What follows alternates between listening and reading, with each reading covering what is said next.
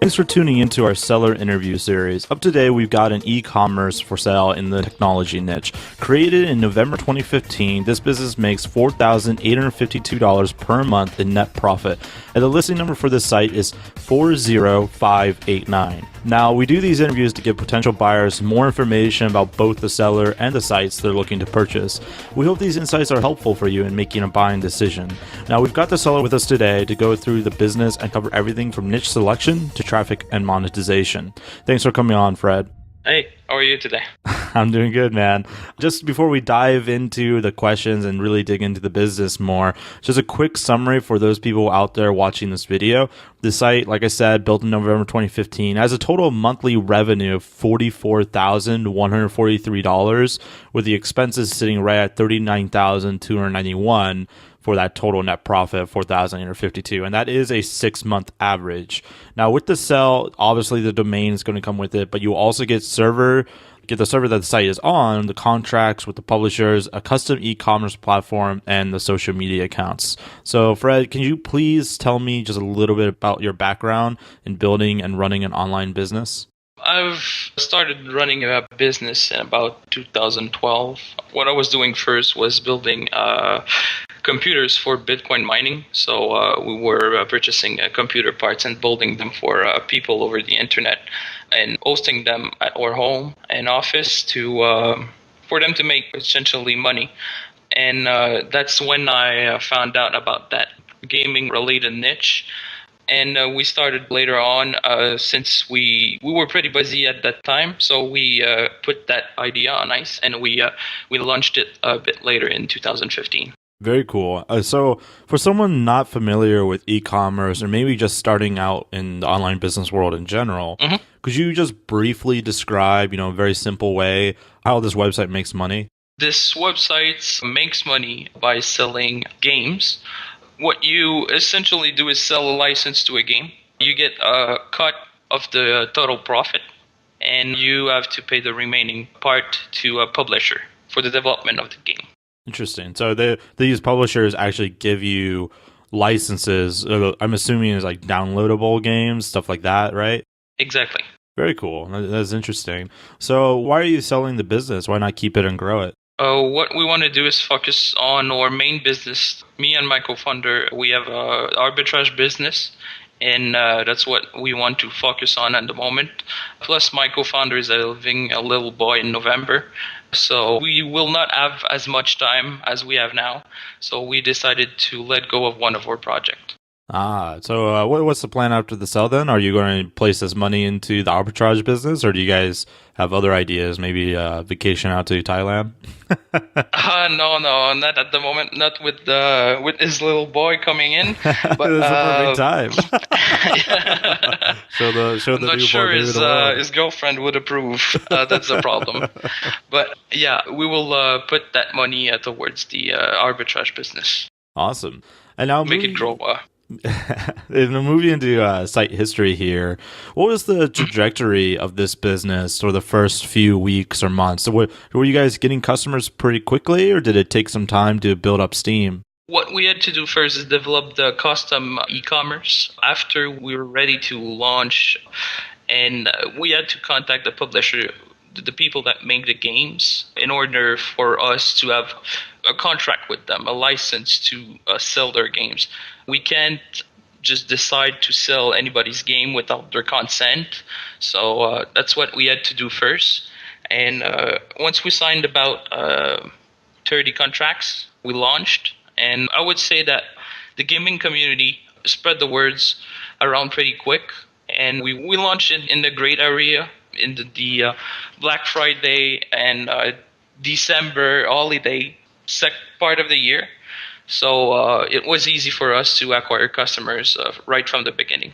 Excellent. That is always good news. Was it easy to negotiate with those publishers? Like, do they have a program specifically for this kind of thing, or was that something you had to negotiate for your website? We have to.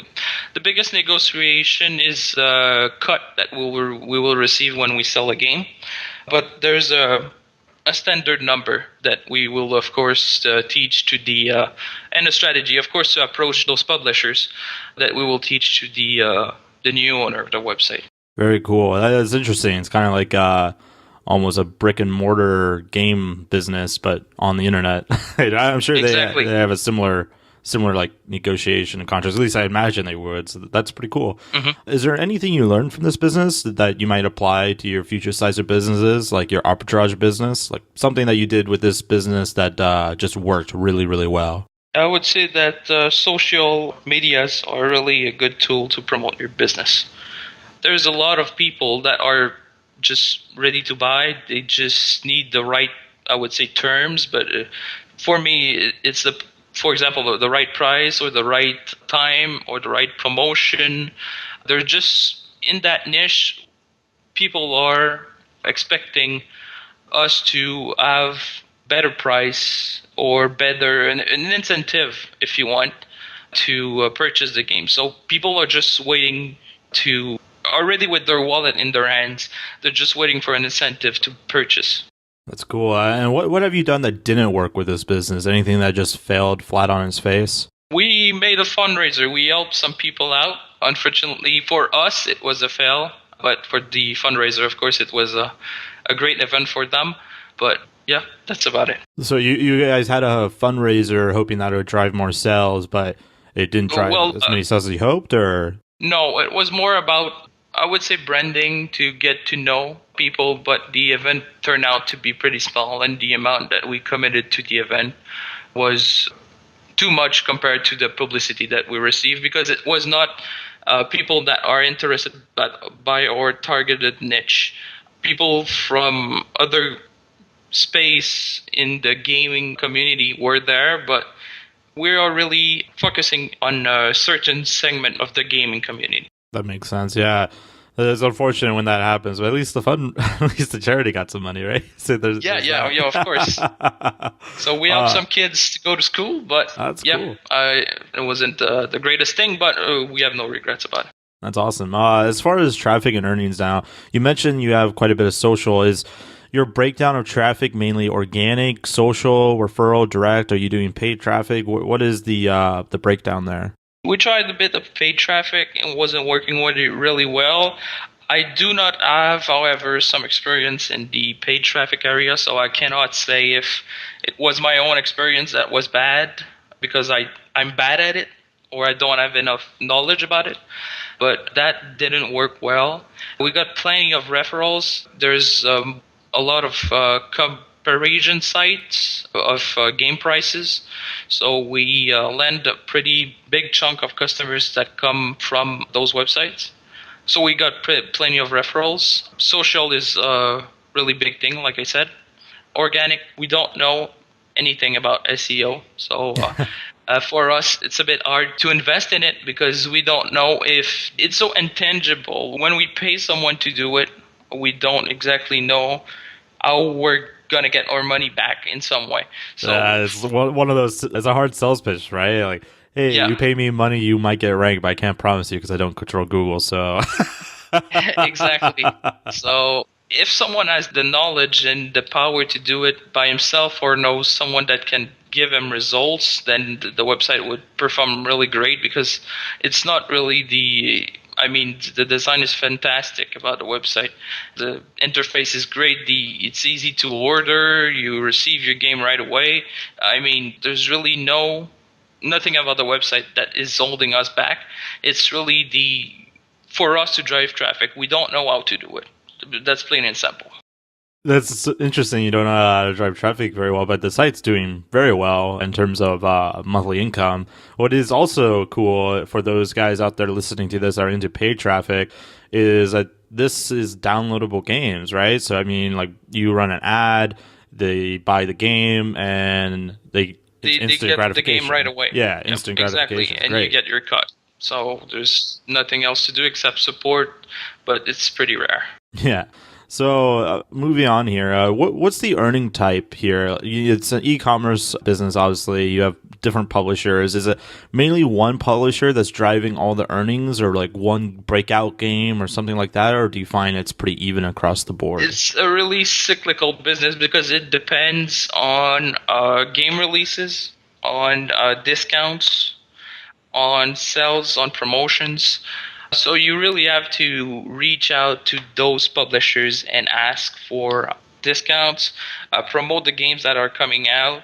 We had a big one that drive most of our no, three titles that drive, I would say, about 50% of our earnings in the last 6 months.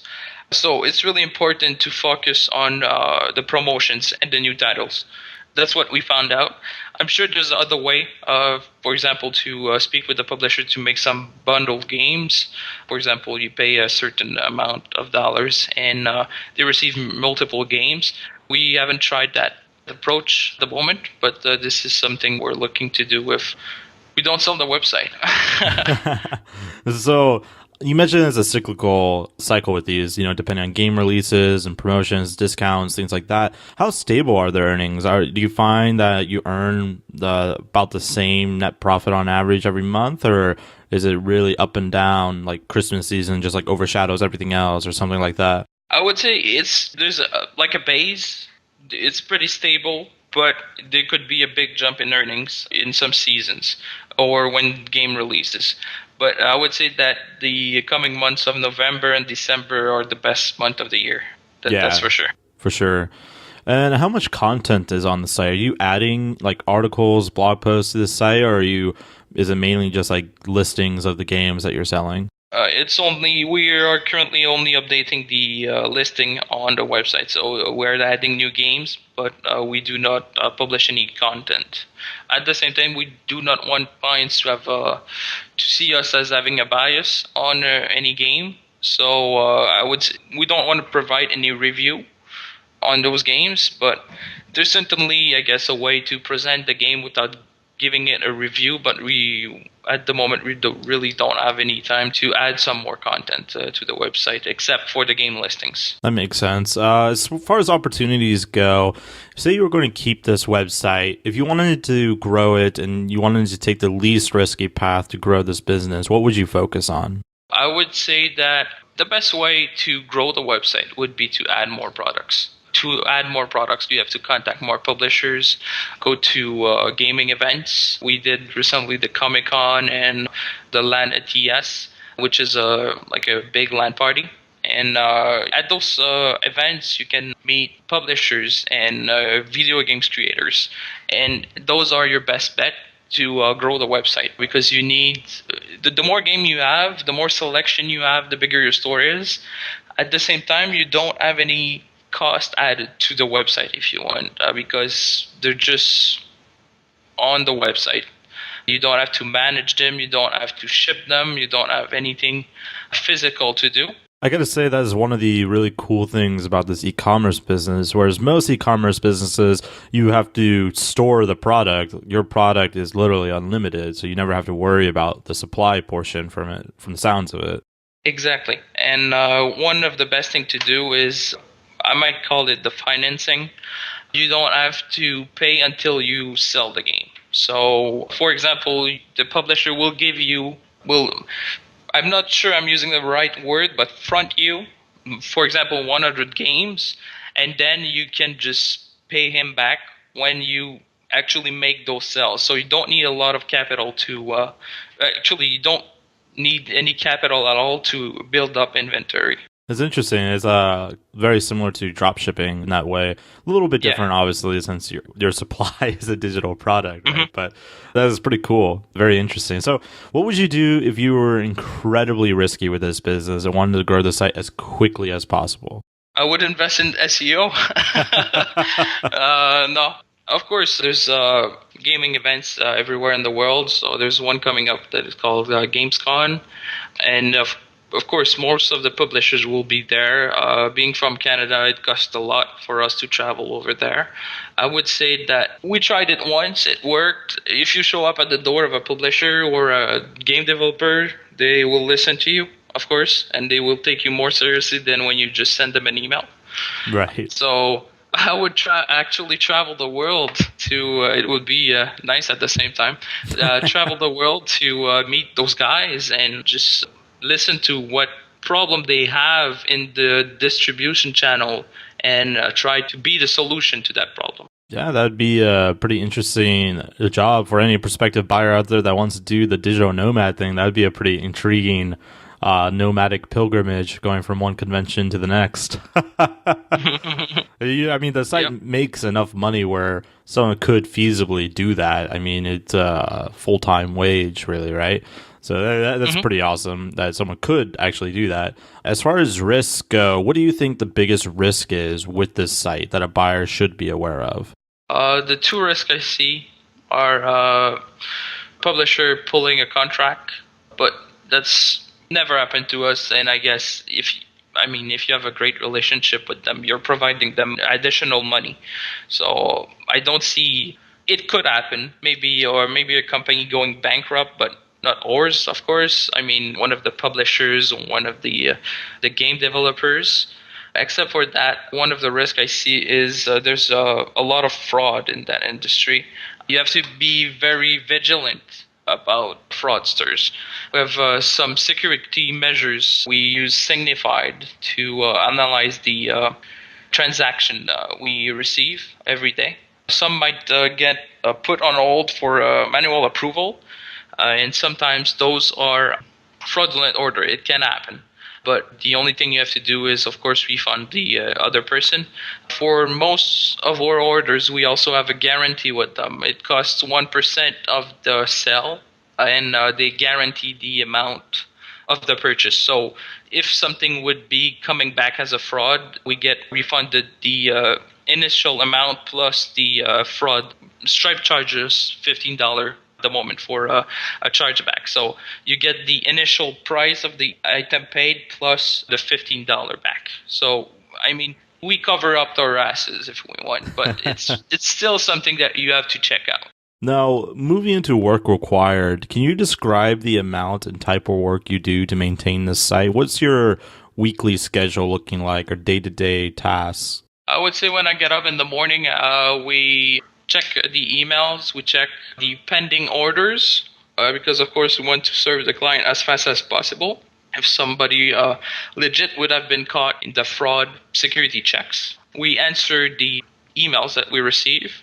Most of them are from consumers that are trying to activate their game, or a question about the website, or new affiliations, or sponsorship inquiries, or things like that. After that, we update the website for new games.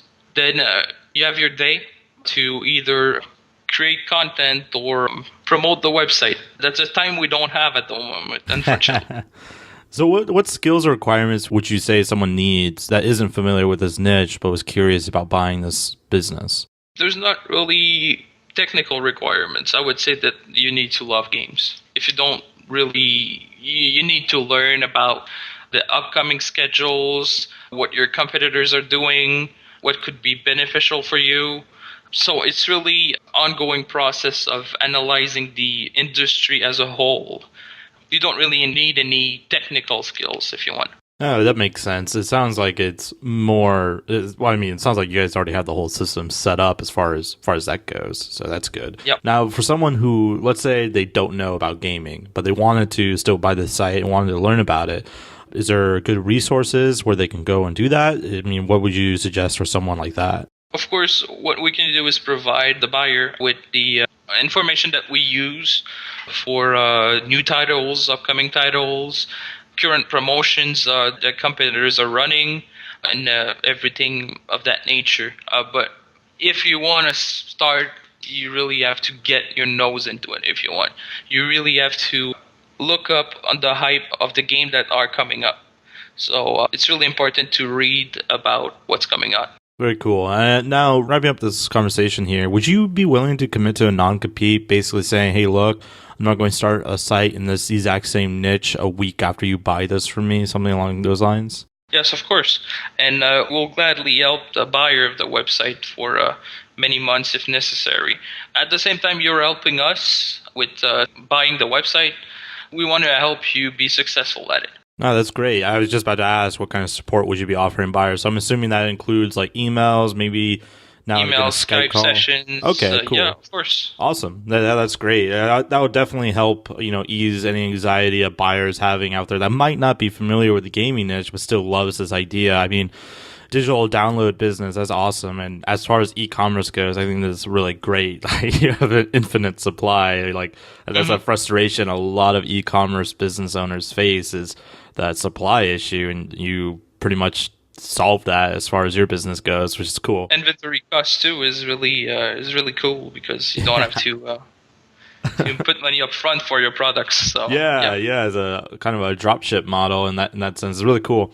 As far as being open to a split or earn out, obviously the best case scenario for you, the best case scenario for Empire Flippers is that someone comes in and buys it for full list price. That's what we want. But let's say someone came in and they offered 70% up front, 30% on closing, or some other kind of earn out deal. Would that be something you were open to at all? yes, of course. You can make any suggestions. We're open to anything. I mean, for us to open that website, we really had to have an open mind to a whole new industry. So for us to receive only a part and maybe on the earnings later, we're ready to really not accept, but hear any offer. Excellent. Obviously, any offer within reason, of course. Before I get into the final question here, Fred, I just want to go over a quick summary again of the business for our listeners out there. So, this business was built in November 2015 as a monthly revenue of $44,143, expenses of $39,291, and a net profit of $4,852. And that is, again, over a 6-month average.